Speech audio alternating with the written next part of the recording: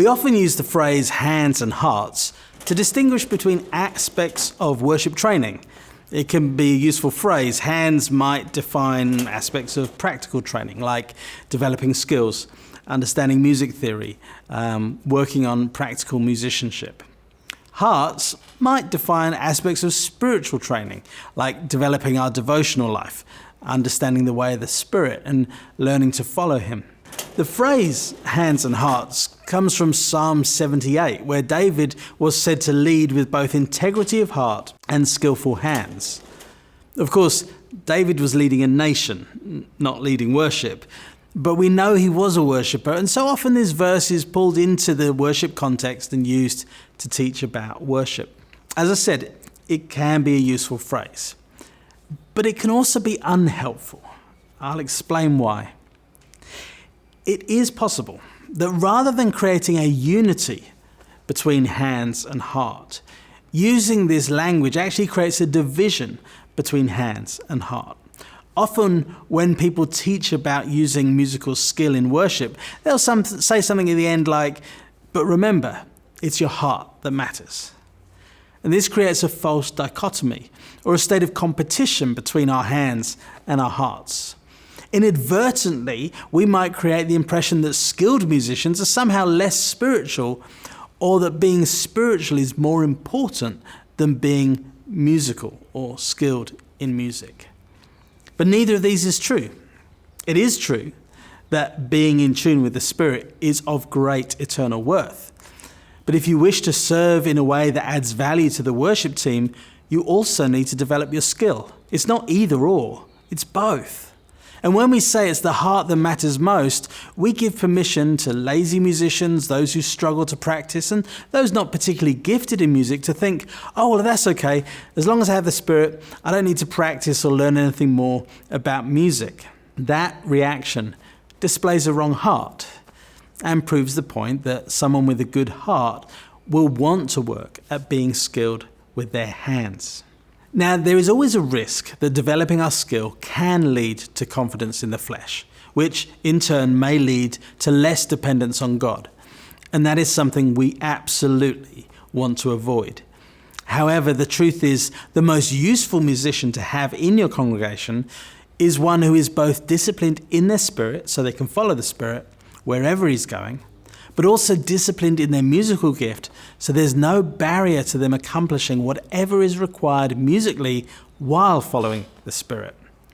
It's a glorious thing when, like we see in the Old Testament, the Spirit and the glory of God is so present that those serving can no longer perform their duties. It's a far less glorious thing when we grind to a halt in worship simply because the musicianship required is beyond us. I've been in so many meetings where a song came spontaneously, but those on stage didn't have the basic skills required to accompany it, and so it fizzles out.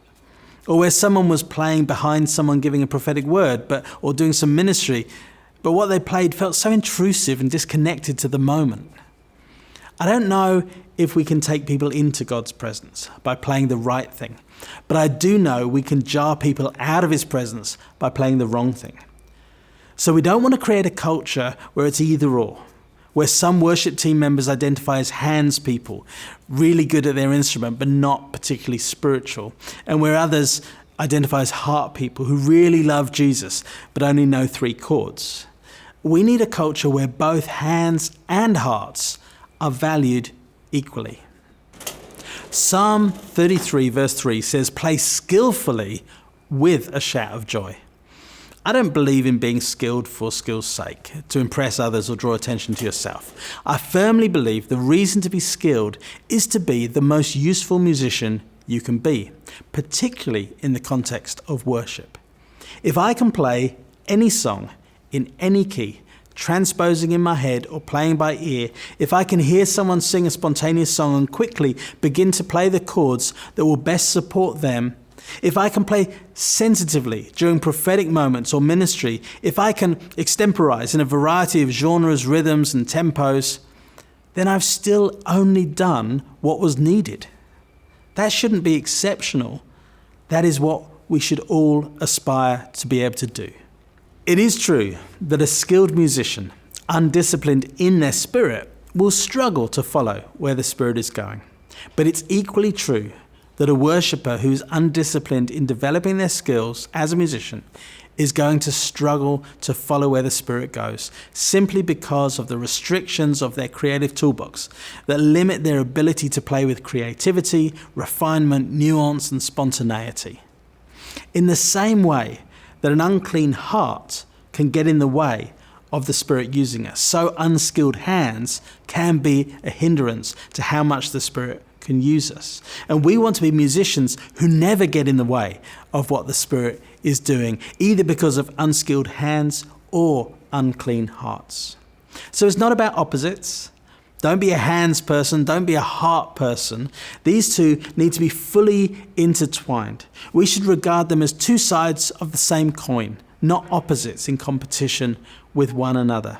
To serve the church in the coming move of God, we need worship teams full of people who are disciplined in their spirits and disciplined in their musical gifts, so they are well equipped to follow the Spirit wherever He takes us.